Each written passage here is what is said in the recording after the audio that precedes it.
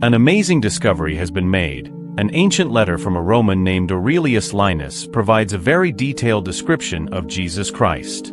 Aurelius saw Jesus in person, knew him well, and wrote several letters to Caesar in Rome, sharing what he observed. In this video, we'll dive into his description of Jesus, and by the end, it might change how you imagine him. Around the world, paintings and art often show Jesus as a man with fair skin, blue eyes, and long hair. But is that what he really looked like? Let's find out. Most of what we think we know about Jesus' appearance comes from movies, images, and stories based on the Bible. But modern scientific studies are helping us get a better idea of how he might have actually looked. The discovery of Aurelius Linus's letter has caught global attention because it offers details from someone who personally saw Jesus and regularly wrote to Caesar about what he witnessed. It's important to examine how Aurelius described Jesus, especially since, for many centuries in the West, the most common image of Jesus has been a man with fair skin, light brown or blonde hair, a beard, and blue eyes. However, the Bible does not give a physical description of Jesus. In fact, evidence suggests his appearance was likely very different from these artistic portrayals. Early church leaders like Justin Martyr and Origen referenced Isaiah 53, which suggests Jesus was not physically remarkable. There was nothing in his looks that stood out or attracted people to him. Additionally, Origen and others pointed out that Jesus likely had a more ordinary appearance, quite different from the idealized images. While Psalm 45 describes him as the most beautiful of men, this could mean that each person experienced Jesus uniquely, shaped by their own spiritual encounters. St. Augustine said that everyone imagines Jesus in their own way, but he had just one true appearance. He believed that how we picture Jesus doesn't affect our salvation. What truly matters is recognizing Jesus as a human. In the 4th century, Bishop Elilo of Jerusalem explained that Jesus appears differently to each person based on their needs. For those who need joy, he is a vine. For those seeking guidance, he is a door. For those in need of help, he is a high priest. And for sinners, he is a sacrificial lamb. Jesus adapts to everyone while staying true to his role as the Son of God, like a caring doctor or teacher adjusting to our needs. Early images of Jesus showed him as young and idealized, but after Emperor Constantine made Christianity legal in the 4th century, Christ's appearance in art changed, with a bearded image becoming common. This change might be connected to the safe display of important relics, such as the Mandy lion, which some believe to be the Shroud of Turin or the Veil of Veronica, both said to have miraculous images of Jesus created without human hands. The only known physical description of Jesus comes from a copy of a letter supposedly sent by a Roman consul named Linus to Emperor Tiberius, found in a monastery. This letter, from the 12th year of Tiberius's reign, describes Jesus as having a noble face, light wavy hair, dark eyebrows, intense blue eyes, a long nose, and a blondish beard. He had a slightly tilted neck, giving him a serious yet gentle look. Some scholars question the authenticity of this letter. This description aligns with information from the Shroud of Turin. Professor Giovanni Giudica Cordiglia, a shroud expert, studied the data and concluded that the man in the shroud was tall, about 6 feet, had a beautiful appearance and perfect proportions. His face was gentle, with a broad forehead, straight nose, and prominent cheeks. According to studies, it seems that Jesus had a physical build better than the average person. His head was larger than normal, with a cranial capacity of around 1,275 cubic centimeters, suggesting that his brain weighed about 1.5 kilograms, above average and possibly a sign of great intelligence. In 1940, artist Warner Salmon painted Head of Christ, which became very popular. The image was reproduced on millions of items like prints, plaques, greeting cards, clocks, and even coffee mugs. Stephen Prothero, author of American Jesus, says this image made Jesus a national icon in the U.S., recognized by people of all backgrounds. It became even more common than famous artworks like Leonardo da Vinci's The Last Supper. The head of Christ is used for personal devotion and academic study.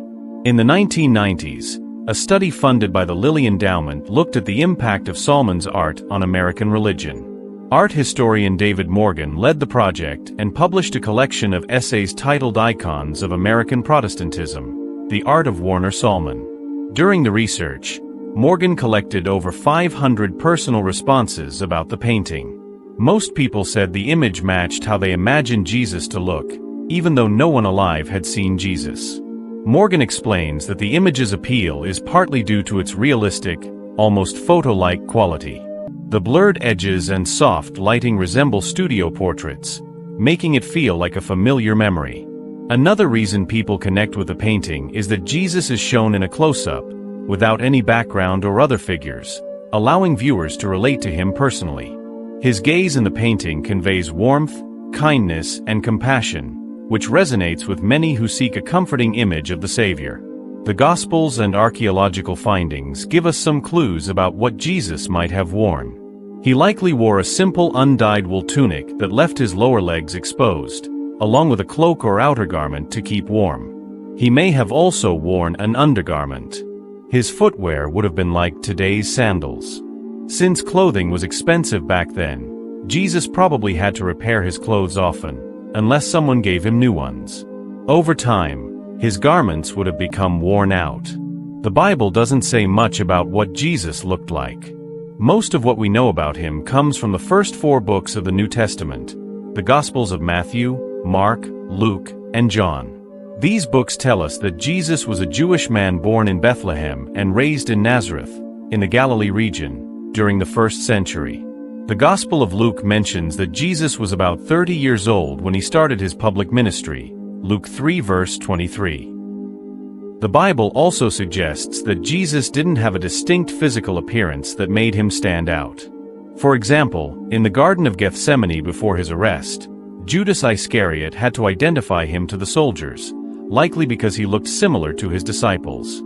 Some scholars believe the book of Revelation gives clues about his appearance, saying In 2018, an ancient painting of Jesus was discovered in a ruined church in southern Israel.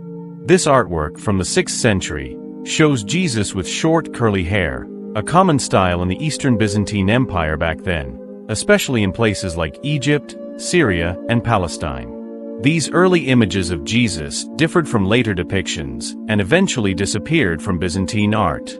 From the 4th century onward, pictures of Jesus with long hair and a beard became common, influenced by Greek and Roman gods, particularly Zeus.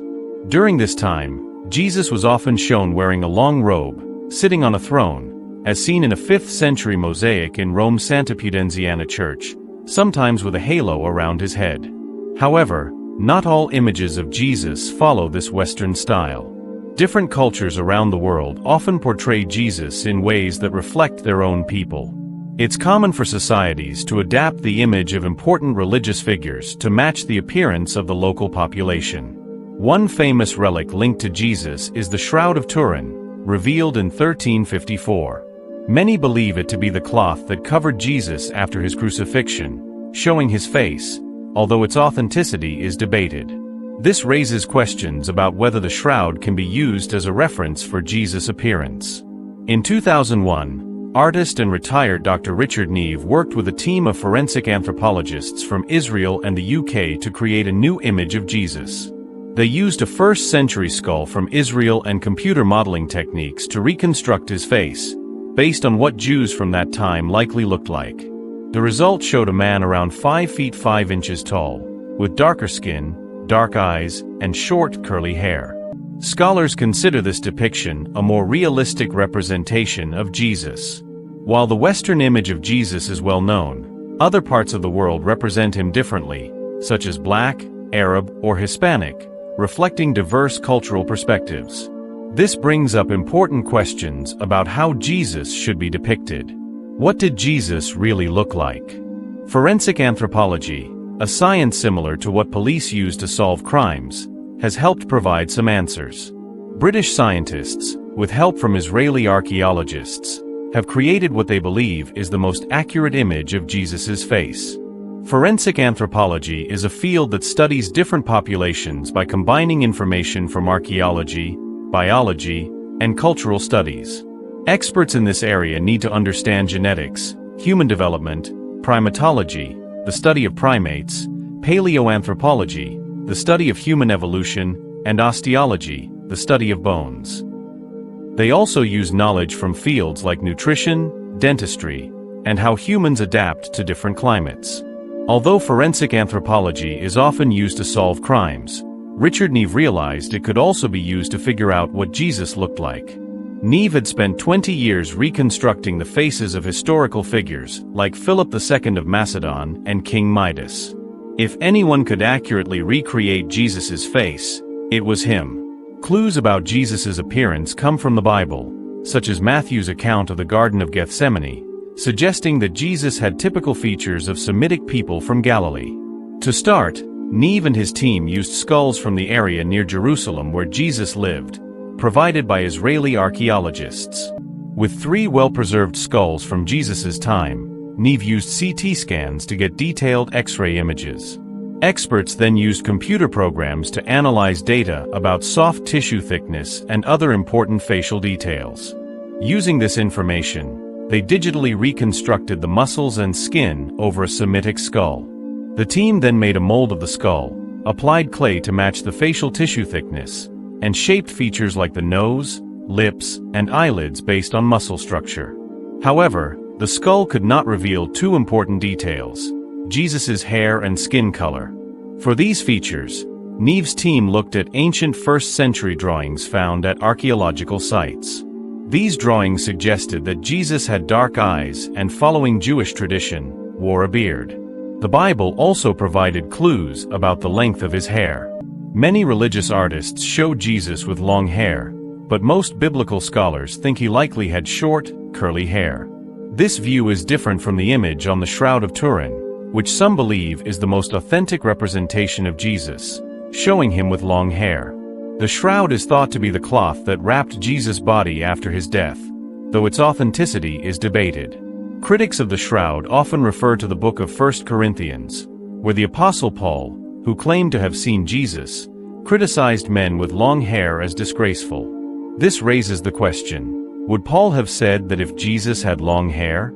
For Neve and his team, the answer was clear.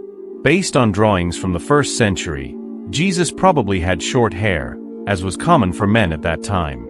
Archaeological studies of skeletons from that period suggest that the average height for a man in Jesus' time was about 5 feet 3 inches, with an average weight of around 110 pounds, 50 kilos. Given that Jesus worked as a carpenter until age 30, it is likely that he was more muscular and fit than the traditional Western images suggest. His face may have looked weathered from working outside, making him appear older. For those used to seeing traditional portraits of Jesus in Sunday school, Neve's lab created a sculpture of a dark-skinned, strong Middle Eastern man to remind people that his appearance might have been different from classical images.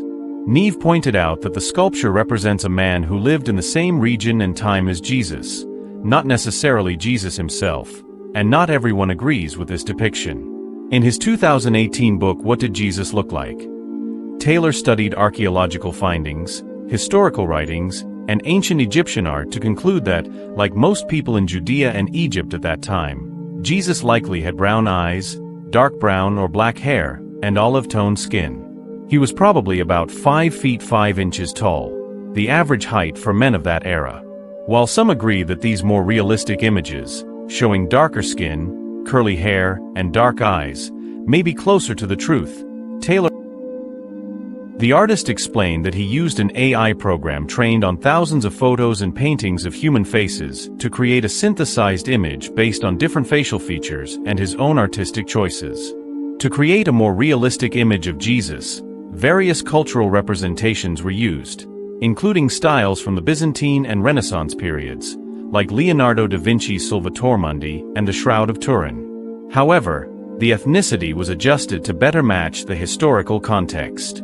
The artist chose to give Jesus a face with Middle Eastern features, aiming for a cultural look rather than precise historical accuracy. The hair and beard were styled to fit the time and place, and some elements from mummy portraits were added, while minimizing Renaissance art influences. The result is more of an artistic interpretation rather than a scientific recreation of Jesus' appearance. Why aren't there images of Jesus from his own time? Although Jesus had a huge impact on the world through his teachings, there are no known records showing what he looked like. There are sculptures and mosaics of leaders like Caesar and everyday people from the 1st century, but early Christians didn't make images or statues of Christ. This was likely because Jesus and his followers were Jewish and followed Old Testament laws, including the 10 Commandments, which forbid making carved images. The command was meant to prevent idol worship, which was common at the time, especially in places like Egypt. God instructed, "You shall not make for yourself a carved image, or any likeness of anything in heaven, on earth, or in the waters under the earth." The rule was strict because the Israelites were about to enter the Promised Land, and following it was crucial to avoid negative consequences for future generations. If you grew up seeing Jesus in stained glass, icons, statues in churches, or children's Bible illustrations, these are based on artists' imaginations. One of the earliest known images of Jesus dates to about 200 years after his resurrection and was found on a wall of the Church of Dura-Europos in Syria. In this painting, Jesus is shown healing a paralyzed man. Another ancient image in the Roman catacombs depicts him as a young, beardless shepherd. About 400 years after his birth, artists began to depict Jesus with a beard. In the early church, art was used to teach people about the Bible. Many followers couldn't read, so paintings and sculptures helped them learn the stories of Jesus. Art was an important part of Roman culture, and early Christians adopted this tradition. Roman, Greek, and Syrian art had a big influence on how Christianity created its art. Because of this, both ancient and modern artwork shows not only what the artist imagined, but also the culture of their time. For example, if you look at 17th century paintings of Christ by Rembrandt, you'll notice Jesus looks different compared to the medieval artwork from the 10th century. These changes show how the artist's view and the culture affected details like Jesus' clothing, hair color, and style. This invites us to think about what these images mean to us today. There are no pictures or statues of Jesus made during his lifetime, which reminds us that God values what's in the heart, not how someone looks. When God told the prophet Samuel to choose a new king for Israel, he said not to focus on appearance or height because God looks at the heart. Unlike people who often judge by looks, this teaches us to follow Jesus' instruction to judge fairly and not by appearances. It's interesting that even though Jesus' disciples, like Matthew, Mark, Peter, and John, spent time with him and wrote about him, they did not describe his physical appearance. The New Testament writers encourage us to focus on Jesus' teachings, not on what he looked like. This reminds us to value what's inside rather than outward appearance. When we feel unimportant or when others judge us for how we look, it's helpful to remember that Jesus was also seen as an ordinary person. He wasn't considered handsome or special-looking, and he was even mocked and mistreated. People often judge based on appearance, but Christians are taught not to do that. Our true worth doesn't come from how we look, how popular we are, or our attractiveness. Our value comes from God's love for us, as we are made in his image. Sometimes it can be hard to picture Jesus as someone ordinary or imagine him with a powerful appearance, like eyes blazing with fire and a voice like rushing waters. Yet, at times when we feel deeply moved spiritually, it may be harder to accept Jesus as someone without physical attractiveness than as someone whose light outshines the sun. We don't need to know exactly what Jesus looked like to feel his presence and know he is our Savior. The power of Christ's atonement works in our lives without us having a clear picture of him. Even though we can't see his face now, we will recognize it as familiar and loved when we meet him in the future. For all those who have been baptized in his name, there is one thing we can be sure of: after this life, we will meet Jesus face to face, beyond the limits of time and space. Click the video on the screen to learn more, and if you enjoyed it, don't forget to subscribe to the channel.